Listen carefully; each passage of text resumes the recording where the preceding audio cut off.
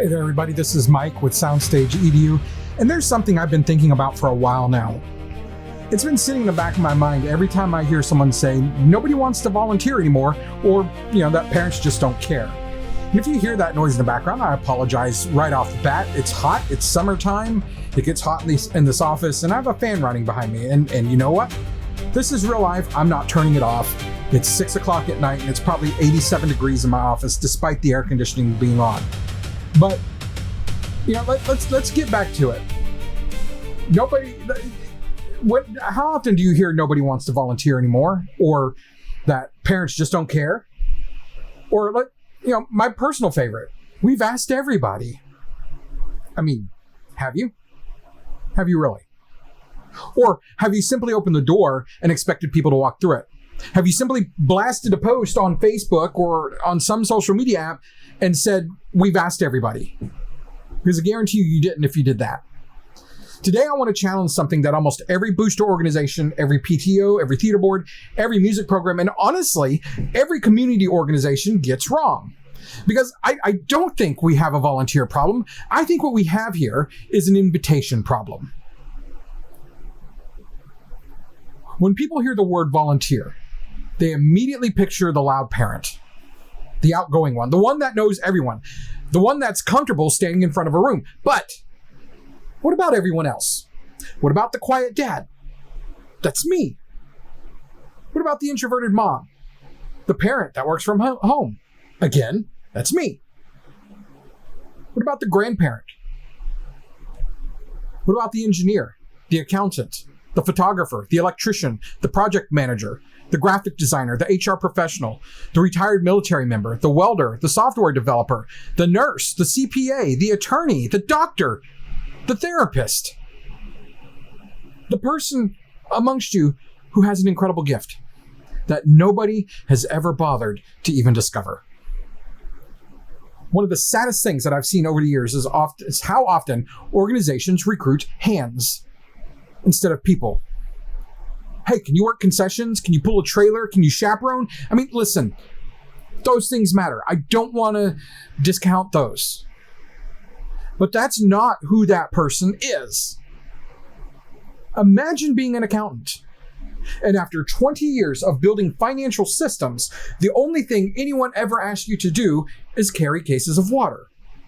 Case in point, because I said cases, I discovered that there was a parent amongst my parent group that was a very high-level corporate accountant, a financial guy. He's now the VP of our organization. But the thing is, I had no idea that person was even in that place if I had never sat down and talked to him and learned that he worked at the big company down the street and has sat in board meetings with boards that oversee transactions that go, and this is no joke, that go into the billions of dollars. So imagine being that person, and the only thing we asked him to do was sell popcorn at the concession stand. Imagine being a graphic designer and nobody even knows. Imagine being an HR executive and your board is struggling with volunteer retention. Meanwhile, they're sitting quietly in the audience every Friday night, and it's not because they don't care, it's because no one ever asked if they could help. Or imagine that you have a governance consultant sitting in your audience and you had no idea that they were there because you never took the time to get to know them. Here's something I've learned. People don't support what they're invited into. They don't. They support what they help create. And that distinction changes everything. Years ago, I learned something in leadership that it's that people rarely reject purpose. People reject uncertainty. If they don't know where they fit, then they just naturally assume that they don't. If they don't know that they're wanted, they're going to assume that they're not. And if nobody ever asks them, they're going to quietly conclude, well, I guess they have enough people here. And then months later, the same leadership says, gosh, we just can't get volunteers. No one steps up. These parents just don't care. No, you couldn't get the invitation right. I know, because I've been that person. I'm not the loudest person in the room, and most people that know me online probably assume that I'm incredibly outgoing. Truth is, this may be a shocker, I'm not. I personally, in my everyday life, am incredibly introverted. I'm perfectly happy sitting quietly in the corner. Most people, they're not going to walk up and talk to me. They're just not. Apparently, I have what my daughters lovingly call my grumpy face. And it's not just my daughters. It's like all the teenagers that know me, all the kids that I'm around, and even some of the young adults, they all say that I have a most profound RBF. And y'all know what that means. And I mean, let's be real. I don't even know I'm doing it. Most of us that have that kind of affect on our face have no idea that we're doing it. I mean, granted, some do, and they're proud of it. But if you judged me from across the room, you probably would have assumed that, quote, he doesn't want to be involved. Meanwhile, I'm sitting there actually thinking, I'd love to help if someone needed me. How many other parents do you think are doing exactly that inside of your organization? They're sitting there on the edge thinking, man, I wish someone would come talk to me. How many of those people have incredible gifts that your organization never discovered because nobody crossed the room? And that's really what this is about. Crossing the room. Not waiting, but going first. Building the relationship before you ask for help. This is why I talk so much about culture. Culture is not in posters. It isn't mission statements. It's your behavior. Culture is making someone feel like they actually belonged in the first place before they ever volunteered. If the first meaningful conversation you have with a parent is because you need something, they know. People know. But imagine instead someone sits next to them, learns their name, learns about their kids, learns what they do, and learns what actually lights them up on the inside. No agenda, just curiosity, something that humans should do, something that we have forgotten how to do, to make connections, but just build that curiosity. Now, 6 months later, when you need help, you're not recruiting. You're inviting. And invitations just feel different. I think about freshman parents.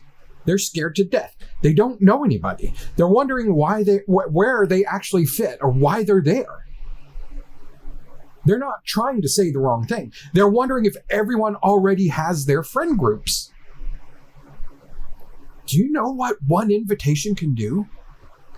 It can change everything for that nervous parent. One conversation, one smile, one, hey, come sit with us. One time saying, hey, what do you do outside of being Madison's mom? One, so tell me about yourself. Those simple questions change how an organization functions. And here's something that I want leaders to hear. Sometimes the people that you're overlooking are the exact leaders that your organization needs 5 years from now. Not today, but later down the road. They're going to need those people, but they never become those leaders because nobody noticed them during year one. Leadership isn't finding volunteers. Leadership is finding people, humans, people with needs, wants, and desires. And people are infinitely more interesting than the job descriptions that you're trying to hand them. And this includes your workplace. People are more than their job positions. They're more than their descriptions. They're more than their titles. They're people. And we all need to remember that better. This is exactly why we built the Culture Lab. It's in its infancy, but it's being built. Because culture isn't something you hope happens. It's something that you intentionally design. If today's episode made you stop and think, I'd encourage you to take a look. The Culture Lab exists because leadership can be learned. Connection can be learned. Invitations can be learned. Simply put, you don't have to figure this out by yourself anymore. And maybe you're listening to this and you're thinking, our board is struggling with this right now. Good. That means that you're aware. Awareness is where growth begins. That's why we've also started offering coaching, not consulting, coaching. Because I don't want to come in and tell you everything that you're doing wrong. I want to come alongside your team. I want to be part of your team and help you see things differently, help you build the systems that you need, help you to discover the people that are sitting right there in front of you, and help you create the kind of culture where volunteers don't have to be chased anymore. They simply find their place. Maybe you just have questions. Maybe you're a brand new booster president. Maybe you're a brand new director. Maybe you're a new treasurer. Maybe you're a parent trying to understand why things feel difficult. That's exactly why we built our AI tools inside of this system. 24 hours a day. Questions answered, ideas generated, policies explained, governance, culture, leadership. I mean, sometimes you just need someone to bounce an idea off of. And now you can. And you don't have to worry about it being a human coming back and judging you. It's an artificial intelligence-driven tool that was trained, built, created, programmed by me and Soundstage EDU. It embodies all of our philosophies and it embodies all of our cultural frameworks. But if nothing else, I want you to remember one sentence. Stop looking for volunteers and start discovering people. Everything changes after that. If this episode reminded you of someone inside of your group or someone outside of your group, share it with them. If you're a director, send it to your board. If you're a booster leader, send it to your officers. If you're a parent, send it to someone who's still trying to figure out where they actually belong.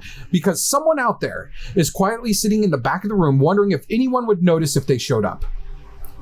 Let's make sure that the answer is yes. Thank you for spending a little time with me today.